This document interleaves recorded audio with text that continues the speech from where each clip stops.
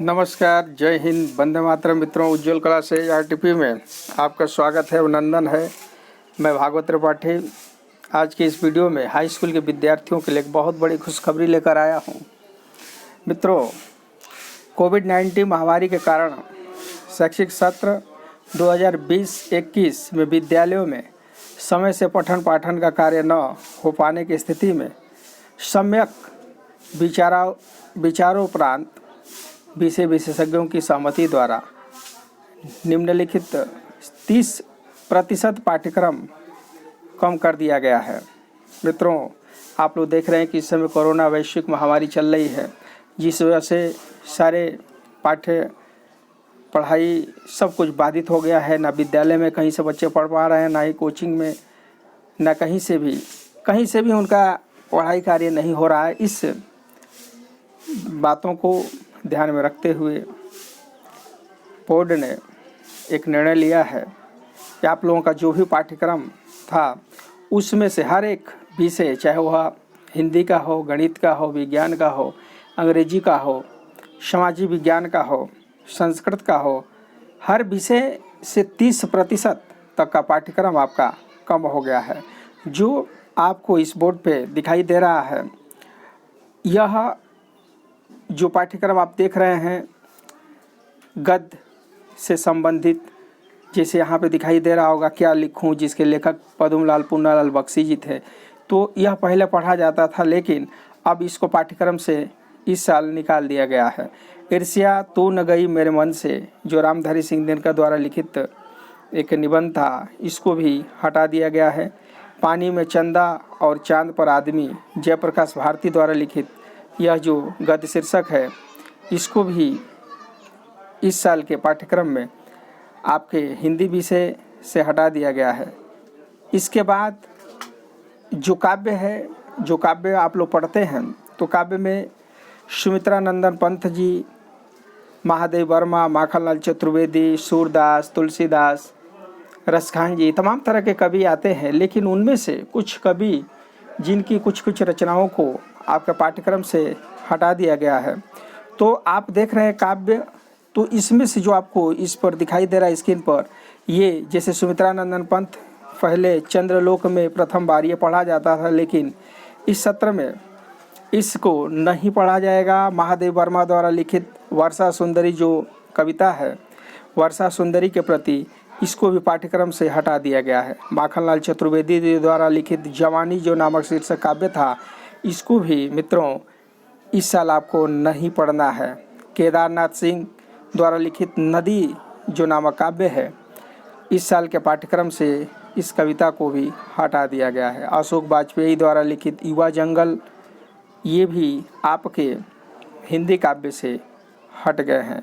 तो जो आप देख रहे हैं, यह सारे जो कविताएं स्क्रीन पर दिखाई दे रही है, यह सब इस साल आपको यूपी बोर्ड की परीक्षा में नहीं पढ़ना है। और गद्य में आप जो देख रहे हैं 3 लेखकों का जो रचना है, पद्मलाल पूर्णालाल बख्शी, रामधारी सिंह दिनकर, जयप्रकाश भारती, इनके द्वारा लिखित यह तीनों गद्य से हटा दिए गए हैं। और इसके अतिरिक्त जो अनिवार्य संस्कृत है, जिसमें आप लोगों को नहीं पढ़ना है, वह है केन किं वर्धते, किससे क्या बढ़ता है, इसको इस साल के पाठ्यक्रम से हटा दिया गया। इसके बाद अनुयुक्ति विलासः, जो यह आपको शीर्षक दिखाई दे रहा है, जो अनिवार्य संस्कृत में है, मित्रों इसको भी आपको नहीं पढ़ना है। लगभग आपका 30% तक जो सिलेबस है, कोविड-19 को देखते हुए, कोरोना जैसी वैश्विक महामारी को देखते हुए, ये सब जो है आपके पाठ्यक्रम से हटा दिया गया है। तो जो पाठ्यक्रम में निर्धारित है उन्हीं को ही आपको सिर्फ पढ़ना है। और हमारा उज्ज्वल कला से आरटीपी हमेशा आपके लिए तत्पर रहेगा। हर एक सब्जेक्ट का हर एक सिलेबस, हर एक पॉइंट लेकर के हमारा यह चैनल आप लोगों के लिए हमेशा तैयार रहेगा। मित्रों, आगे आप देखेंगे संस्कृत एवं व्याकरण, इसमें समास, कर्मधाराएं, बहुब्रीहि, संधि में वृद्धि, सर्वनाम में तद और युष्मद, और धातु रूप में दृश्य और पक्ष, इसको भी हटा दिया गया है। तो आपको पढ़ना क्या है वह आपको दिखाई दे रहा होगा। उपयुक्त के अनुक्रम में 70% का पाठ्यक्रम इस प्रकार है। तो ये जो ऊपर अभी आप देखे हैं ये सब चीज़ें, ये सब जो है पाठ्यक्रम, ये सब शीर्षक आपके पाठ्यक्रम से हटा दिया गया है। जो इस साल आपको पढ़ना है वह इस प्रकार है। देखेंगे इसमें दिया गया है कि इसमें 70 अंकों की लिखित परीक्षा तथा 30 अंकों का विद्यालय स्तर पर प्रोजेक्ट कार्य होगा। अर्थात कुल मिलाकर के आपकी जो परीक्षा होगी, पेपर होगा, वह जो है 100 नंबर का होगा। लेकिन आपको उन 100 नंबर में से जो पहले बहुत ज़्यादा पाठ्यक्रम पढ़ना पड़ता था, इस साल यह पाठ्यक्रम आपका 30% घटा दिया गया है। तो आपको क्या पढ़ना है? पहला पॉइंट है हिंदी गद्य के विकास का संक्षिप्त परिचय, जिसमें शुक्ल युग एवं शुक्लोत्तर युग पढ़ना है। इसके बाद हिंदी पद का विकास का संक्षिप्त परिचय, रीतिकाल तथा आधुनिक काल भी पढ़ना, इससे संबंधित क्वेश्चन आएंगे। गद्य हेतु निर्धारित पाठ्य वस्तु से संदर्भ आएगा, रेखांकित अंश की व्याख्या और तथ्यपरक प्रश्न। तो जो आपका गद्य है तो गद्य से संबंधित जो रेखांकित आता था जिसमें से आपको संदर्भ लिखना होता था, फिर इसके बाद रेखांकित अंश की व्याख्या करनी होती थी। कोई एक गद्य देकर के उसी में से एक प्रश्न पूछ लिया जाता था। तो यह आपका आएगा। काव्य हेतु निर्धारित पाठ्य वस्तु से इसमें भी कोई एक कविता दे दिया जाएगा जिसका संदर्भ, व्याख्या और काव्यगत सौंदर्य 6 नंबर के लिए आएगा। तो इसको भी आपको पढ़ना है। लेकिन कौन कौन सी कविता पढ़ना है इसको अभी मैंने ऊपर आपको बता दिए हैं। ये जो देख रहे हैं सुमित्रानंदन पंत का चंद्रलोक में प्रथम बार, ये नहीं पढ़ना है। महादेव वर्मा द्वारा लिखित वर्षा सुंदरी के प्रति बिल्कुल नहीं पढ़ना है। माखनलाल चतुर्वेदी द्वारा लिखित जवानी नहीं पढ़ना है। केदारनाथ जी सिंह द्वारा लिखित नदी और अशोक वाजपेयी द्वारा लिखित युवा जंगल, ये कविता बिल्कुल ही आपको नहीं पढ़ना है। इसके साथ साथ संस्कृत जो शेष बचे हुए पाठ्य है, केम किन वर्धते, इसको हटा करके और अनुक्ति विलासा इसको हटा करके जो आपके पाठ्यक्रम में दिया हुआ है उसको पढ़ना है। तो संस्कृत गद्यांश अथवा पदांश का संदर्भ सहित हिंदी में अनुवाद ये बिल्कुल आएगा ही। इसके अतिरिक्त निर्धारित पाठकों, लेखकों एवं कवियों का जीवन परिचय और रचनाएं, तो जो शेष बचे हुए कवि हैं उनका जीवन परिचय, उनकी रचनाएं भी आपसे पूछी जाएगी। अर्थात जो आपका परीक्षा होता था सेम टू सेम वही पेपर रहेगा, बस आपका कुछ लेखकों द्वारा लिखित रचनाओं को, शीर्षकों को हटा दिया गया है। संस्कृत के निर्धारित पाठों से कंठस्थ एक श्लोक जो इस प्रश्न पत्र में न हो, ये बिल्कुल ही पूछा जाएगा। तो मित्रों, जो आपके अनिवार्य संस्कृत परिचायिका में जो श्लोक हैं उसको बिल्कुल ही आप याद कर लीजिए, 4-5 श्लोक याद कर लीजिए। इसके अतिरिक्त संस्कृत के निर्धारित पाठों पर आधारित 2 अति लघु उत्तरीय प्रश्न पूछे जाएंगे जो 2 नंबर में आते हैं। ये जो है यहाँ पे आप अंक भी देख सकते हैं कि कौन सा कितने नंबर में आएगा। जैसे हिंदी गद्य के विकास का संक्षिप्त परिचय 5 नंबर में आता है, हिंदी पद का विकास का संक्षिप्त परिचय 5 नंबर, टोटल 10 नंबर में यहाँ से आएंगे। गद्य हेतु निर्धारित पाठ्य वस्तु से आपको दिखाई दे रहा है 2+2+2, इसका मतलब यह है कि संदर्भ के लिए 2 नंबर, रेखांकित अंश की व्याख्या के लिए 2 नंबर और तथ्यपरक जो प्रश्न पूछे जाएंगे वह भी 2 नंबर में, टोटल जो है आपको 6 नंबर में आएंगे। इसके अतिरिक्त काव्य हेतु निर्धारित पाठ्य वस्तु से जैसे संदर्भ है, व्याख्या है और काव्य का सौंदर्य है, तो संदर्भ के लिए यहाँ पे 1 नंबर दिया है, व्याख्या के लिए 4 नंबर, काव्य का सौंदर्य के लिए 1 नंबर, टोटल जो है 6 नंबर का आएगा। इसके अतिरिक्त संस्कृत गद्यांश एवं पद्यांश का संदर्भ सहित हिंदी में अनुवाद, यह जो है 4 नंबर का आता है। अर्थात 1 नंबर का संदर्भ आएगा और 3 नंबर के उसका अनुवाद आएगा। निम्नलिखित पाठों के लेखकों एवं कवियों का जीवन परिचय एवं रचनाएं जो 3-3 नंबर में आएंगे, अर्थात 3 नंबर से जो कवि पूछे जाएंगे वह जो कविता लिखे हैं उन कवियों का जीवन परिचय एवं रचना, और इसके अतिरिक्त जो लेखक हैं, जो गद्य से संबंधित लेखक हैं, उनसे भी संबंधित एक रचना जो है जीवन परिचय पूछा जाएगा। अर्थात काव्य और गद्य दोनों से संबंधित एक एक कवियों का जीवन परिचय जो 3-3 नंबर में आएगा 6 नंबर में पूछा जाएगा। संस्कृत के निर्धारित पाठों से कंठस्थ किया हुआ एक श्लोक पूछा जाएगा, वह 2 नंबर में आएगा। इसके अतिरिक्त संस्कृत के निर्धारित पाठों पर आधारित 2 अति लघु उत्तरीय प्रश्न पूछे जाएंगे जिसको भी 2 नंबर में रखा गया है।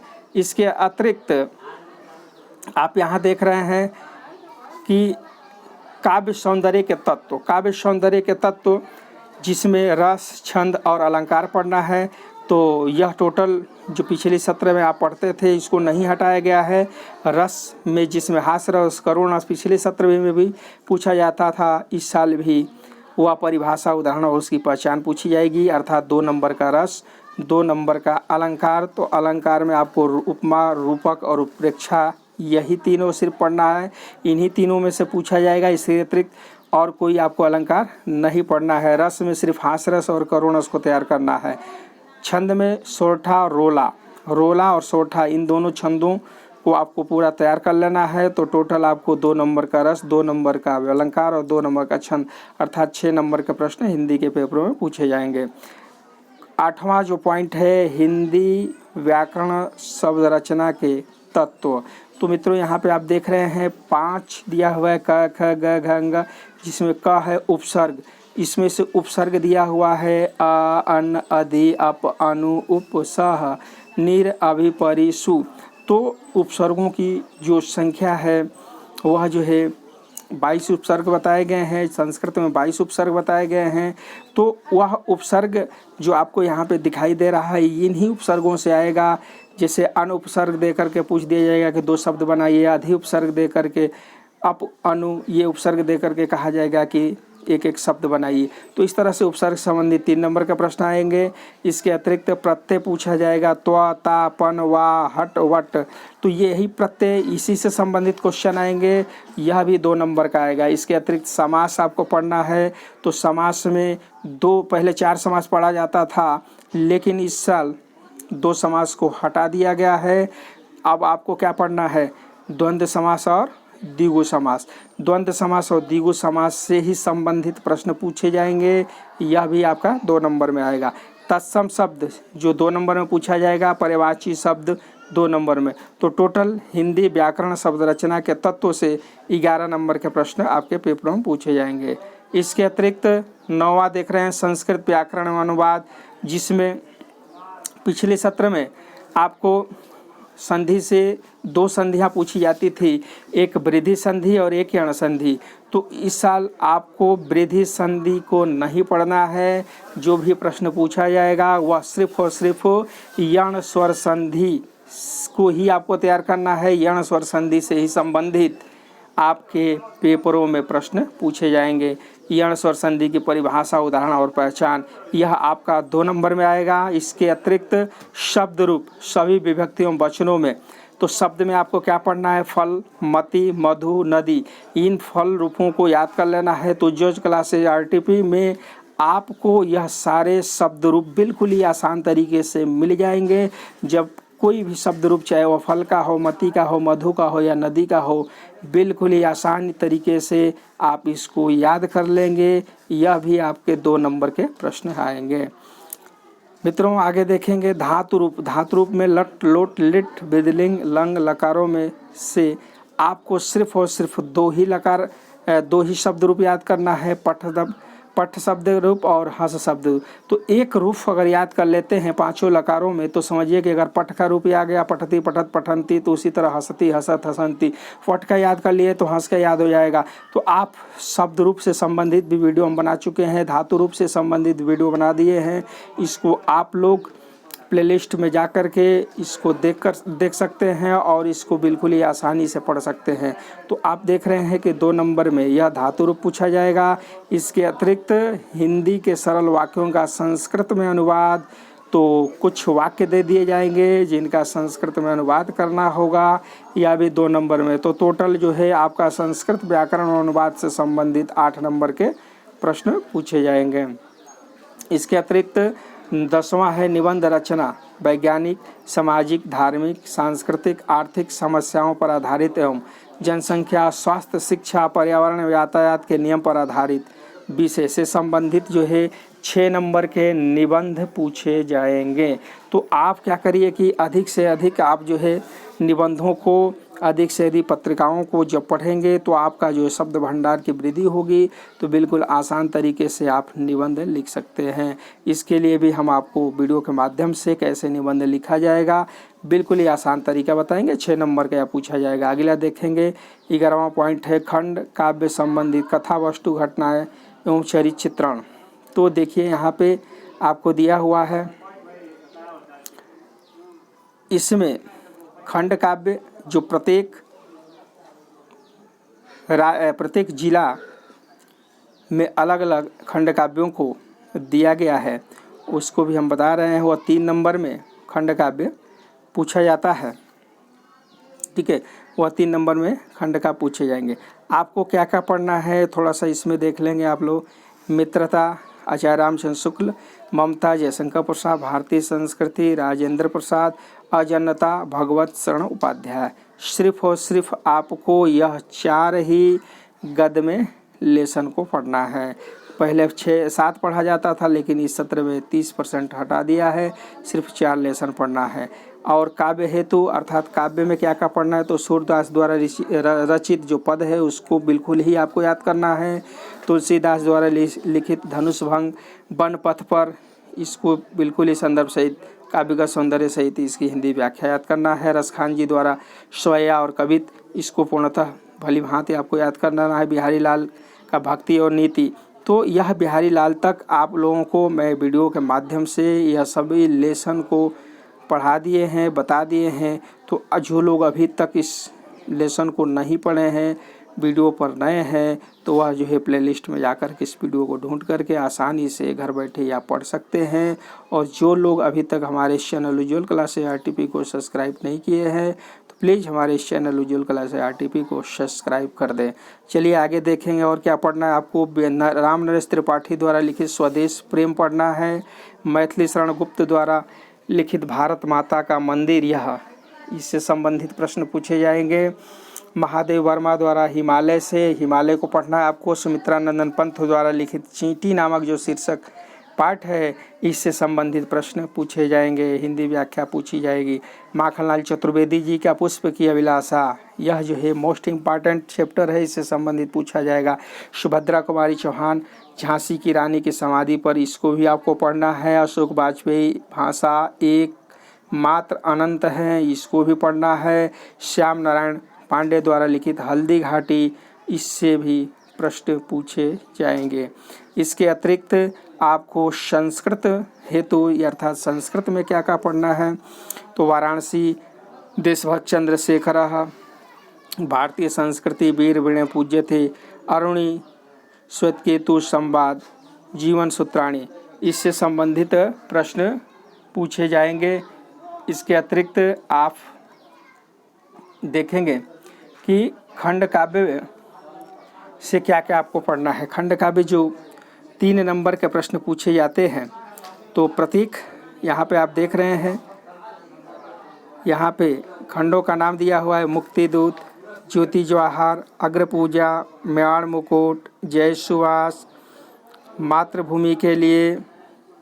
इसके अतिरिक्त यहाँ पे आप देखेंगे कर्णखंड काव्य है, करमवीर भरत है, तुमुल है, ठीक है। तो ये जो आपको कर्णखंड काव्य दिखाई दे रहे हैं, तो यह परीक्षा के दृष्टि से मोस्ट इम्पॉर्टेंट है, लेकिन इसमें से सिर्फ और सिर्फ उसी खंड को आपको पढ़ना है जो आपके जिला के लिए निर्धारित है। तो यहाँ पर मित्रों आप देखेंगे प्रकाशन का नाम यहाँ पे लिखा हुआ है कि कौन इसको प्रकाशित किया है, और अनुदानित जिला यहाँ पे दिया हुआ है, यानी किस जिला के लिए कौन सा कर्णखंड काव्य है। तो आप देख लीजिए कि आप किस जिला के हैं। मान लीजिए आप कानपुर के हैं तो आपको ज्योति जवाहर पढ़ना होगा, अगर लखनऊ के हैं तो आपको सुभाष चंद्र पढ़ना होगा, अगर आप गोरखपुर के हैं तो आपको मातृभूमि के लिए पढ़ना होगा, अलीगढ़, जौनपुर, बलिया, हमीरपुर, एटा जिला के हैं तो आपको कर्णखंड काव्य पढ़ना होगा। इसके अतिरिक्त अगर मेरठ, फर्रुखाबाद, पीलीभीत, रायबरेली के हैं तो आपको करमवीर भरत से संबंधित प्रश्न पूछे जाएंगे। तो यहाँ पर प्रत्येक जो है कांडों का नाम, खंडों का नाम दिया हुआ है। इसके अतिरिक्त जो इसके प्रकाशक हैं उनका नाम यहाँ पे दिया हुआ है, और यहाँ पे जिला का भी नाम दे दिया गया है, कौन से जिला में किस कांड को निर्धारित किया गया है। तो इससे संबंधित 3 नंबर के प्रश्न पूछे जाते हैं। उसमें जो है लेसन का जो सर्ग है, सर्ग का प्रथम सर्ग, द्वितीय सर्ग का सारांश पूछा जाता है। इसके अतिरिक्त कोई भी जो है नायक हो या नायिका हो, उसका चरित्र चित्रण पूछ लिया जाता है। तो यह भी 3 नंबर का ही प्रश्न आते हैं। ठीक है, तो इसके अतिरिक्त यहाँ पे आप देख रहे हैं कि यह पूर्ण कंप्लीट हो गया। जो दिया हुआ है वह चीज़ आपको इस वीडियो में मिला, और क्या क्या आपको नहीं पढ़ना है वो सब यहाँ नीचे दिखाई दे रहा होगा। अजंता भवचरण उपाध्याय का नहीं पढ़ना है, सुमित्रा पंथ का नहीं पढ़ना है, अनुक्ति विलास प्रबुद्धो ग्रामीण, प्रारंभिक है, उत्तर हिंदी है ये ना। तो ये सब चीज़ें जो यहाँ पे आपको दिखाई दे रहा है ये नहीं पूछे जाएंगे। ठीक है, तो यह सब चीज़ें मोस्ट इम्पॉर्टेंट है, और आप लोग इसी सिलेबस के अनुसार अपने पाठ्यक्रम को तैयार कीजिए। हमारा उज्ज्वल क्लासेस RTP आप लोगों के लिए सदैव तत्पर रहेगा।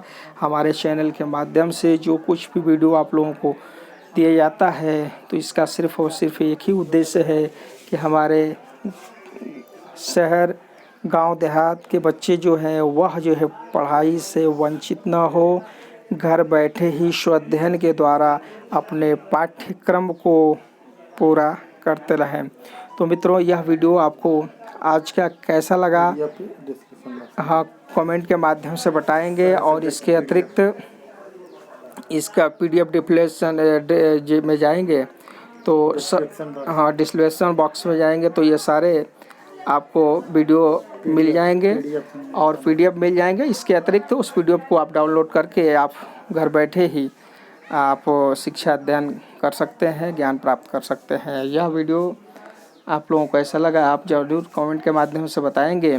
और यह सरकार के द्वारा, बोर्ड के द्वारा जो निर्णय लिया गया है, यह परीक्षा के दृष्टि से कैसा है आप अवश्य कमेंट के माध्यम से बताएं। और जो लोग हमारे चैनल उज्ज्वल क्लासेस RTP को अभी तक सब्सक्राइब नहीं किए हैं तो प्लीज़ हमारे चैनल को सब्सक्राइब कर लें और बेल आइकन दबा दें, ताकि जो भी हम लोग वीडियो बनाते हैं उसका नोटिफिकेशन सर्वप्रथम सबसे पहले आप तक पहुंच जाए। इन्हीं बातों के साथ मैं इस वीडियो में विदा लेता हूं और फिर अगले वीडियो में उपस्थित होऊंगा। तब तक के लिए जय हिंद, जय भारत।